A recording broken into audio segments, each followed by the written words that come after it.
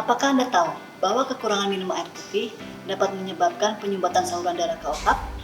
Perkenalkan, saya Melia. Saya adalah salah satu pasien yang didiagnosa penyumbatan saluran darah ke otak karena kekurangan minum air putih.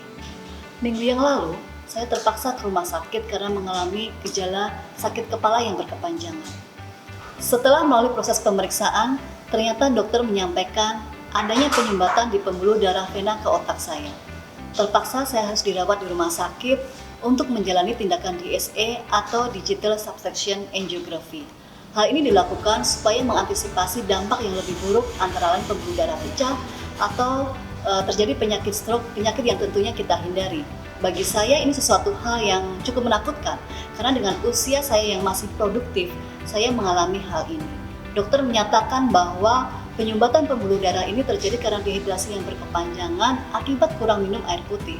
Memang di tengah kesibukan keseharian saya sebagai karyawan, saya terkadang lupa untuk minum. Hal ini sesuai dengan salah satu hasil penelitian yang menemukan bahwa 77% pegawai mengalami kekurangan minum setiap hari di tempat kerja, atau dari 4 pegawai, lebih dari 3 pegawai mengalami kekurangan minum setiap harinya.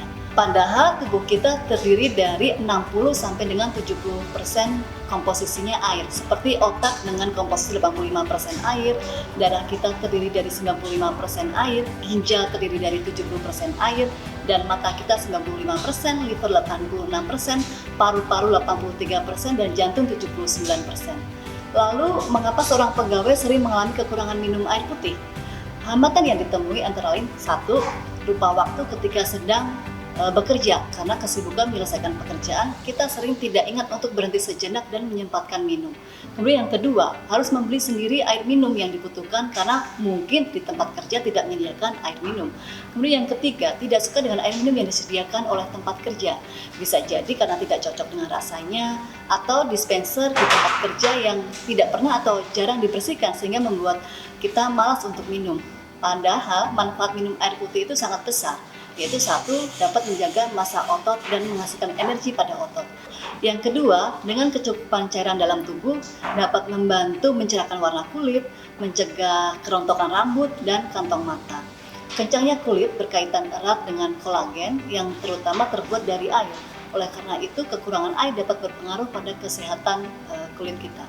Yang ketiga, dapat meningkatkan produktivitas. Kemudian yang keempat, dengan minum air putih yang cukup, sistem metabolisme dan ekskresi dalam tubuh kita menjadi baik, sehingga berfungsi menghilangkan racun dalam tubuh kita melalui pembuangan urin dan feses kita. Yang kelima, adanya cairan juga membantu pelumasan persendian. Setiap anggota badan dan di antara susunan tulang belakang mengandung tulang rawan yang berperan dalam menyangga tubuh. Tulang rawan mengandung 80% air dan di beberapa bagian terdapat cairan sendi. Kurangnya air dalam jangka waktu yang lama dapat menyebabkan berkurangnya kemampuan menyangga dan waktu penggunaan tulang rawan akan dipercepat sehingga nyeri sendi dapat terjadi. Kemudian yang keenam, meningkatkan kinerja otak. Otak dan saraf tulang belakang kita menyimpan banyak air. Dengan kemampuan mengeluarkan hormon atau neurotransmitter, mereka bertindak sebagai pusat komando tubuh. Kekurangan dapat mempengaruhi cara kita berpikir dan kemampuan kita untuk mengatur seluruh tubuh kita.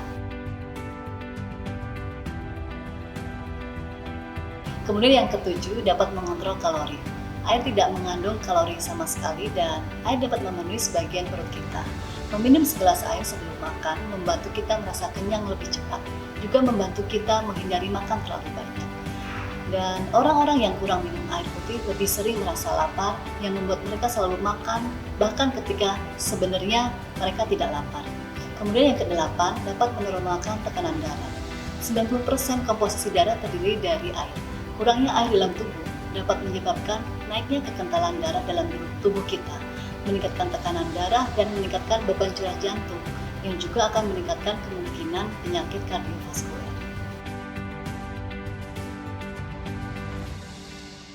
Selain yang telah disebutkan tadi, yang kesembilan, kecukupan cairan juga dapat membantu mengurangi kelelahan, dan yang terakhir, menyeimbangkan kadar atau komposisi cairan dalam tubuh.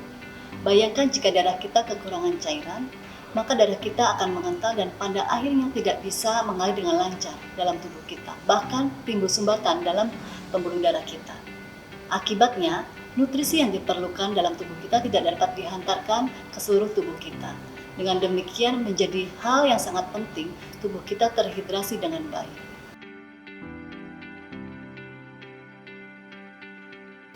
Apakah Anda pernah menghitung berapa gelas air yang Anda minum setiap hari? 5, 7, atau 8?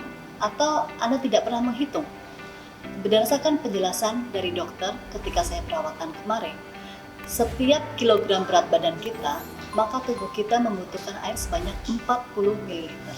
Jadi, dengan saya yang saat ini memiliki berat badan 55 kg, seharusnya saya meminum air putih sebanyak 2.200 ml atau 2,2 liter air.